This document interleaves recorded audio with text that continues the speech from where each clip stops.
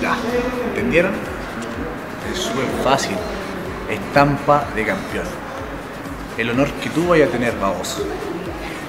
Pediste luchadores con experiencia, capacitados, y te llenáis la boca de decir esto. No has tenido ningún título en tu cinturón. Soy el multicampeón de Chile. Soy el multicampeón de Max. Y ahora soy más espectacular que antes. Voy a llegar a la cima como lo hice la primera vez. Quiero todo. Soy ambicioso, codicioso. Aparte de tener todas las mujeres que yo quiero, voy a tener todos los cinturones que quiera. ¿Escuchaste, baboso? Te llenaste la boca diciendo que queríais luchadores de categoría. Aquí tenéis uno de verdad. Un campeón, un ex campeón, un campeón de verdad. El campeón y multicampeón de Max. Basura. No soy el mejor, no soy el peor. Soy espectacular, mierda.